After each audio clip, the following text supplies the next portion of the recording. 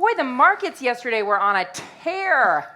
You've got the Fed chairman talking on Capitol Hill, and all of a sudden the markets take a tumble. The Dow's turned negative for the year. I'm probably telling you guys all something that you already know. But my question is, what does that do to M&A? If the Fed keeps hiking rates, and I've heard from a lot, I heard from FanDuel last year, yeah, we're interested in an IPO, but in this market? And now we've got Flutter coming back around and saying, hey, maybe it makes sense, not for FanDuel, but for Flutter. Joel, give me a sense of where you're looking at M&A activity, access to capital, trying to get credit to make deals done. Great question, Contessa. Great to be here. I mean, if I would judge sort of sentiment in the industry by the number of phone calls we're receiving, things are definitely heating up. We put out a primer about a month ago. I'm sure everybody in this room has read it. It was posted on LinkedIn. We sent out to probably everybody on our database. But the punchline is uncertainty creates opportunity. The tide rolled out in our primer. We talked about this still being the very early innings, the preseason of the industry. And the good news is this is still a relatively small industry. So some of the mergers that we're going to potentially see are going to be stock-for-stock deals, smaller cash deals. So the punchline is you don't have to tap the capital markets to get some of this stuff done. But I think everybody's looking around saying, okay, we're in a bit of a reset moment. Who do I want to? What dance partner do I want to sign up with here to kind of make sure my business survives and I can kind of create long-term value for my stakeholders? I had the Caesars CEO Tom Reeg on a panel with me Friday in Boston, and in the prep for that conference, I had asked him about this big mega deal that they did to refinance some credit in January, and he was telling me, look, not only did we get it done, we refinanced it at a lower rate than the original debt was worth. And I said, how did you make that happen? He said, look, I've been doing this for a long time, and the relationships pay off. What struck me and why I had asked that question is because he came out in the earnings call, and he made a point before he was asking questions from analysts to say, hey, I want to give a shout out to the bankers and to our credit lenders because you're important to us. So, Tom, how important are relationships and relationship building looking out at the M&A and the VC landscape and where you want to go? Yeah, I think it's understanding what the people the contacts that you have, what they're looking for. I know we've just done 4 deals in the last 2 months, and 3 of them got filled within maybe 3 or 4 days, and then 1 of them just didn't even get a reply because for the 3 that got filled is our investors or the group of investors we knew really wanted to be in that sort of business, thought that business had appetite. The other business was a payments business, and I think 2 years ago would have been filled very quickly, but there just wasn't appetite. So I think if you've got something that the group of people that you know and your network is got appetite for, then there's a lot of money out there ready to deploy. And I guess something like Flutter it's blue chip. Everyone wants to be part of that. US listing has a lot of appetite, but if you try and get something else away, something subscale in this market, I think it's going to be tough. Is it worthwhile to just hold on? Just if you've got a great idea and you've got a business you think is going to work, just lay low for 6 months, lay low for a year. Let's see what the terminal rate hits at. Let's see if the credit markets ease even more. Edward, what do you think about where we are in this cycle and what makes sense time-wise? I think that answer probably differs between the public and the private markets. Within the public markets, what really held things up is an inability to predict where rates were going, what the impact of rising mortgages were going to be on consumer expenditure. As such, how much investment do you put into your company and what the return is going to be. Right now, with the sea change you've seen today versus even last third quarter and fourth quarter, is you have a little bit more predictability. And what you need is a capacity to do financial modeling in order to either buy an IPO, invest in a credit facility or other. So I think for the public markets, we've seen a bit of a reset and an understanding, whether you agree with it or disagree with it, you can put your inputs into your model and make an investment decision. So over the course of the next 6 months, we see a rapid return to deal activity, be it public financing or M&A.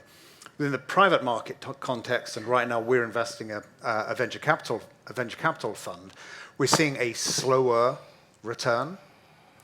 It's important as we think about it, remember, within VC, again, similarities to the public markets, you're putting a syndicate of people together to do some financing. So an understanding for early stage companies what their runway will be. Not only are we looking at today's financing, but where will they be in 12 months' time when they come back to market? What is our projection then for the capacity for, in still an uncertain world, for them to be able to re-attract capital? Do they have that underlying business model proposition that is viable? It was spoken by Robert earlier on about the enormity of the concentration in the sports betting market, but two comments we would make, at least as we've constructed our portfolio, that attracts headlines. That's great. But around that periphery, point one, there's an enormity of creative content and distributions that are going to reshape this industry and grow this industry. And number two, let's not myopically think of this as a sports wager market. This is a broad entertainment, gaming, gambling market, which is much, much bigger. So as we think about it from a private market, a lot of clouds of uncertainty out there, but we are looking for that opportunity and actually seeing moment today against that valuation backdrop to invest, to see very strong shoots of recovery sitting here today. You're sifting through the rubble. Spot on. Could have been a lot quicker if I'd said that, but you got the long version. In TV, time is of the essence. Wayne, where are you? Are you still, full force looking to scoop up and invest in some of these startup technologies, or has the current environment economically slowed down the pace of deals? Well, first of all, I think I learned something from you. I'm going to start off all my comments with, so I was on this panel speaking with Contessa Brewer in New York City, because she, this Tom Reed thing and all these fancy people she knows. Name dropping. Like Amy Howe and this Yeah. one. I mean, let's just keep going. I love it. You know everybody, so it is fun to be here.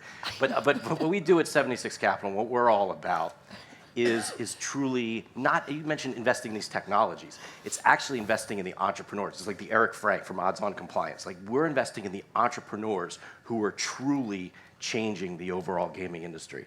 So last year did 12 deals. This year I've done 2, hopefully another one by the end of this month. We're constantly investing in the entrepreneurs who are truly innovating and trying to change the overall gaming, esports, sports betting, sports tech landscape. And we believe, like Edward just said, and he said it so eloquently, I mean, it's all about, just being able to find these opportunities and keep moving these companies forward and helping them to be successful. We're at a iGaming conference. How big a believer, you invest a lot in sports betting technology. How big a believer are you in iGaming? Here's the thing. I think iGaming, we got 6 states, right? And it's a big number and within the 6 states, but it's only 6 states. Sports betting went to 36 states. I think that sports betting has an opportunity to get even bigger. I mean, there's, what is the number I think the AGA put out before the Super Bowl? $190 billion has been bet in the regulated sports betting space since PASPA was overturned. I mean, those are huge numbers. And DraftKings hasn't even launched yet in Massachusetts. That's in 2 days, right? So, there's so much more opportunity. There's so much more growth here. And I truly believe that. And I also look at this iGaming versus sports betting. It's kind of like, what's the difference? Like, why isn't it all just one thing? I truly believe. Well, the regulators think there's. Well, I understand, but we'll work on that. But I think but the thing is but I think that there's an opportunity to have it all come together. So what is it? Like, Ed and I are investors in a company called Challenger on the esports side. So it's wagering on people playing video games against each other. We have investments in companies like Lucra Sports. What is that? I don't know. It's all these companies have these different. Are they sports betting companies? Are they iGaming? Are they games of skill? Are they this or that? I think it all starts to come together, and over time, the sports and gaming and entertainment industries are just going to continue to grow. Because here's the thing: what do we love more than anything, other than maybe our families? Some of us actually aren't into our families, Wine. but sports, and your teams, and that's what you love, and that's what you're passionate about, and that's what you care about. And I believe there's this opportunity to be able to have further engagement with your fans, and the way the sports industry is growing on such a global scale, especially now with Apple and Amazon and all the major players coming to the game, and Google, et cetera, we have not seen anything yet. Joel, what's capturing your interest in iGaming? Yeah. I mean, well, I guess maybe I should start with, And is the enthusiasm for investment in iGaming outpacing legalization? Yeah, listen, I think it's early days. We obviously need more states to flip for this to really magically transform into a massive market. But I think when I look at the iGaming landscape, and listen, I'm a huge sports bettor. I was placing a wager on the way home last night on Sport Trade in my taxi, and thankfully the Kraken won. But I look at the iGaming market. It's just a much broader opportunity. We talked about women earlier. And I'm looking at my friend Justin Park from Betty. And Betty's going to be launching in the next month or so in Ontario, being a female-oriented luxury product gaming experience targeting at that market. I look at my 82-year-old mother-in-law. She used to be going down to Atlantic City all the time. She's not going as much. If she had an app that she could play and wager that appeals to her, because she's playing a lot of social gaming content on probably Play Studios, you've just got a much broader audience. And I think it's very entertaining. It appeals to the casual player. So I look at the market. I think there's going to be evolution. You have things out there like a Neo Games and iLottery that are sort of I don't want to call it a workaround solution, but that's not the end game product. But I think there's a lot of innovation ahead, and we're obviously on the forefront of it right now. Does it take, Tom, something unique and something that fulfills a particular niche to capture your imagination and interest? Yeah, look, obviously, I think in terms of iGaming, you've got the likes of Evolution, and in terms of regulated sports betting and scale players, you've got Flutter. They obviously dominate, but where's the edge in investing? And you can have these mature regulated markets where you think that the scale operators have won, but then you see in the likes of UK and Australia, saturated regulated market, you see upstarts very long to the journey of the market being mature. Like in the last 2 years, you've seen in Australia a company called Dabble that Tabcorp have just bought at a few $100 million valuation coming from a startup. They've just done something different. They've approached the customer, approached the market very differently. Lottoland was an example a few years back. And so there's always the opportunity in these regulated markets where you think it's set, that someone does something different. And we watch out for that, but at the same time, we like to look and play around the edges. We're trying to find stuff that's a little bit different, like in terms of not trying to go up against the established regulated players, not playing straight into these regulated markets where it's high tax and you think there's the winners. It's what's out there that's a little bit different, and where's the edge where you can get significant return, because in this market you can obviously make some return, but it's established what sort of return you can get. So yeah, it's something that's very different, or not going up against the likes of Flutter and Evolution. So are social games interesting to you then? We definitely would look at them. It's probably not our core expertise. We're looking at like platform businesses. We're looking at players that are around the size, like what's the sort of the GVC into Entain play? Like who are the operators outside the US regulated market that have got huge turnover, have got huge opportunity that will come into this market at some stage? What are they doing differently? What are products that can make the sign-up process and make customer acquisition much cheaper in this market and other markets? They're sort of the things we're looking at. We sort of play very narrow in what our skill set is. Social gaming is interesting, but it's not probably our core area of expertise. Yeah, I mean, I think what you just mentioned, social gaming and the social side of things, and how gaming is different today than it's ever been. I mean, because you would never, especially on sports betting, you would never tell anyone you were a real sports bettor. You would do everything quietly. You'd sneak off to the side. You would never tell your spouse or significant other about what you're doing. But now you post your things on Twitter, on Facebook, on Instagram, whatever. Like this whole world of being able to, tell people and have this social side of things is really, really interesting and really, really new, and a shock, I believe, to the overall gaming world, and I mean the world. Right? I think the whole idea, this is not just the US. We have to look at this whole thing globally. We have to look at the idea of, people love sports on a global scale. People love to talk on a global level now. People love to travel everywhere. So there's this opportunity to really look at things from a different light, and that's what's so crazy when you start to think about now with the major tech companies. Silicon Valley has not come here yet. Not totally. Watch out. Watch out when they really figure this all out. And there's been a lot of, I guess conventional wisdom that said that Disney Amazon, Apple, that they wouldn't want to get into sports betting or iGaming because of the regulation and the onerous burden of going state by state and getting licensed.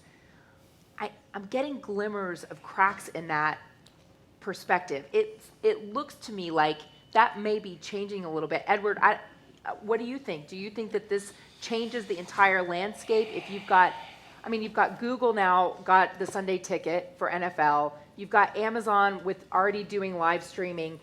The latency issue, the lag time between when the play on the field or on the court actually happens and when you're seeing it in your streaming system is a problem for the sports betting platforms. But if that can get solved, and I think it probably will, doesn't this change the landscape? No, I think the landscape's changing rapidly.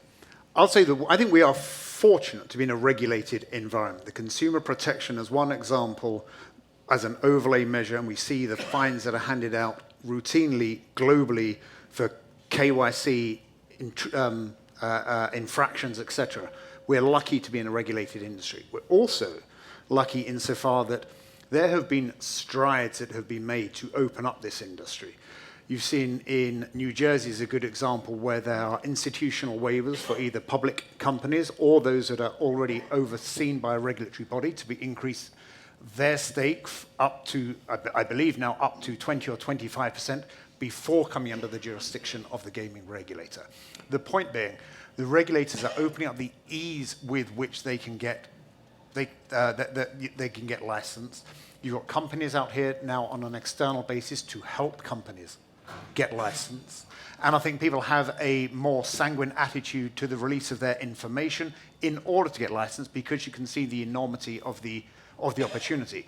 I actually don't believe that this is just a 20, 30, $40 billion industry, depending on what research report you read or which outlet you subscribe to. I think the industry is much, much bigger because of skill gaming, because of online lottery, because of DFS and suite and historical horse racing, and the litany goes on.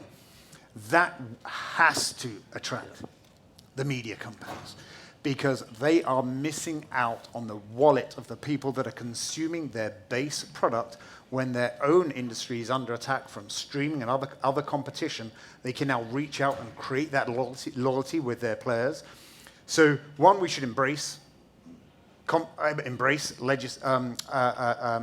regulatory oversight, but two, I do think all sides are converging on the middle where it will not be an intrusion towards people entering the industry.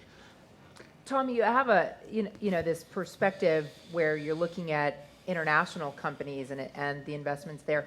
Do you think it gives you an edge in figuring out what might work here because you're coming with a different perspective?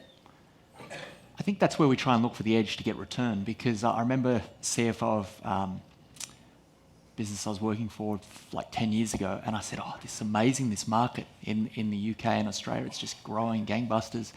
We've got to invest in the company more. And he goes, Tom, it'll never make any more money. And I go, what do you mean? He goes, because the regulators, when they see that we're making more money, they go, oh, we're just going to tax those guys. Because no one complains when you tax a gambling operator.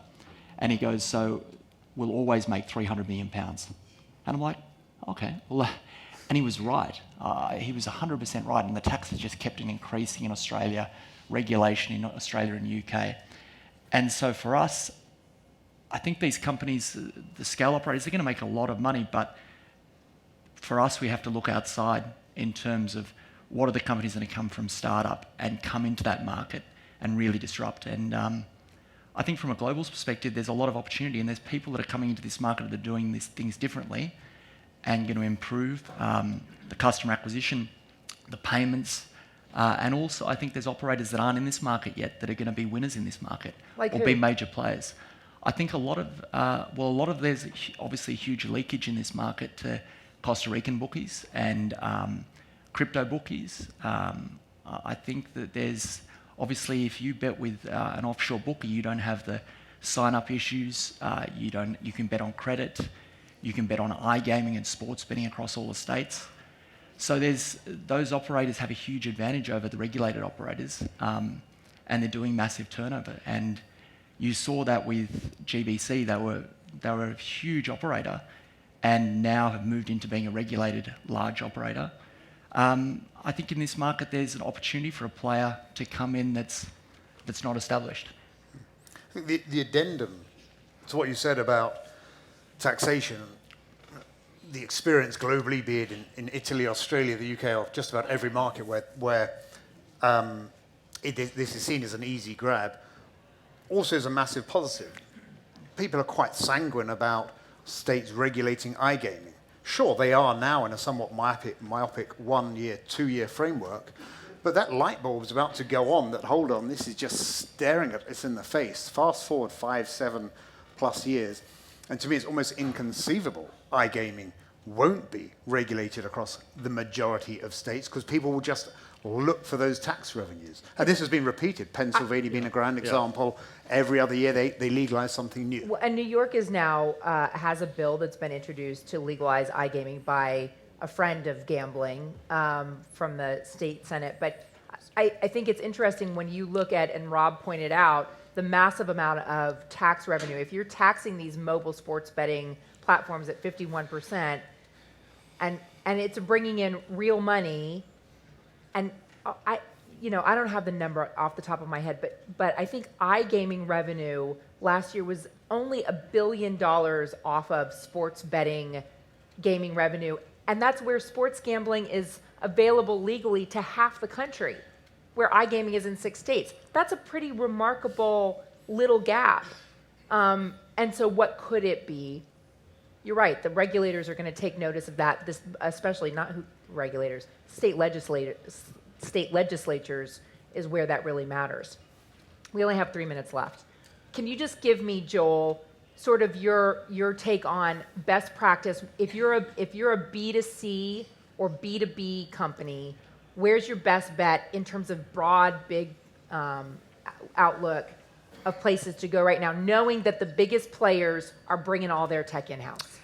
Yeah, I mean, listen, you just have to continue to innovate. This industry is moving incredibly fast. If you've got the same sort of Me Too, cookie cutter, lookalike product of every other sportsbook or iGaming platform, you're going to struggle, right? So the people that are really forward-looking, that are gamifying the product or make it casual, accessible, entertaining, are doing a good job of retaining customers, not just acquiring customers, I think are going to win. But it's still very early days, and I think the future is still bright for this industry.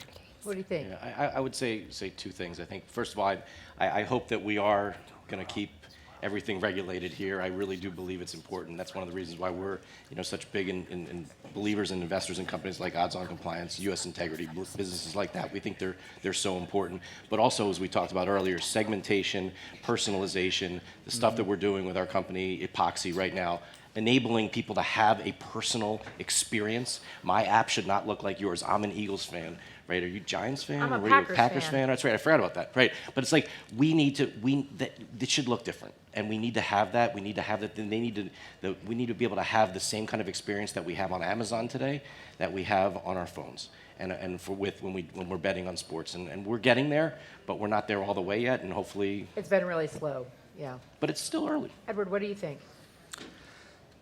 I think we're only at the beginning of what content is going to be available over the course of the next 5 years. The innovations that are coming out of startup companies.